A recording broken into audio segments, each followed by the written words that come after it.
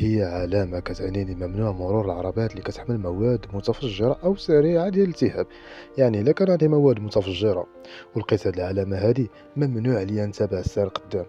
كمثلا شي بوطة دايرها في وسط الكوفر ديال السيارة مثلا، هذه كتمنع مرور العربات اللي كتحمل مواد ملوثة للمياه. كيف ما كان نوع هاد العربات هذه، سواء سيارة أو شاحنة، ممنوع عليهم نهائيا. أكثر هاد العلامة هذه غنلقاوها فوق القنطرة اللي كيكون تحت منها مجرى مياه. العلامة هذه بطبيعة الحال اللي كنشوفو قبالتنا ممنوع مرور العربات اللي كتحمل مواد خطيرة. وهاد العلامة هذه كتجمع بيناتهم بجوج، كتجمع بين المواد الملوثة للمياه والمواد القابلة للانفجار أو الاشتعال. ركزوا مع هاد العلامة مزيان. هاد العلامة اللي كنشوفو قبالتنا في الصورة هي علامة كتمنع مرور العربات اللي العرض أساسي، ما تخلطوهاش مع الطول، اللي العرض ديالها كيفوت 2 متر فاصلة 5.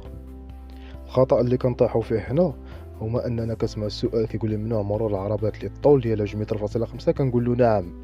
وفي ديك اللحظة خصني نقول له لا، لأنني العلامة كتعني العرض.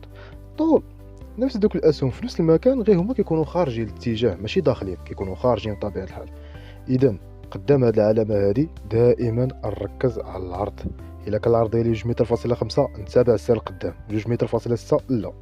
هذه هي العلامة ديال الطول. شو الأسهم ديالها كي دايرين؟ خارجين بطبيعة الحال ماشي داخلين بحال العلامة ديال العرض.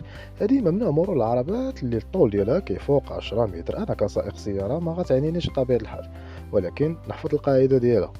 هذه علامة ديال العلو، يعني شفنا الطول شفنا العرض، دابا العلو، سهم لتحت وسهم الفوق. اي عربه الطول ديالها او العلو ديالها عفوا كيتعدى 3 متر ونص ممنوع عليها المرور. يعني انا كسائق سياره نقدر نطيح في هذا السؤال. والعربه ديالي بطبيعه الحال اللي هي سياره مرخصه السياقه مصنف بي ما كتفوتش هذا العلو. يعني الا قال لي سؤال شو يمكن لي نتابع السير قدام هذه العلامه، نقول له نعم يمكن لي نتابع السير القدام لان هذا العلو ما كيعنينيش. اذا شفنا الطول والعرض والارتفاع، العلو بطبيعة الحال. دابا الوزن، أي علامة بحال هاد الشكل هذا فهي ما كتعنينيش. علاش؟ لأن الوزن ديال العربة ديالي ما كيفوتش 3 طون ونص. كسائق رخصة السياقة مصنف بي ما يمنديش الحق نسوق هاد الوزن هذا.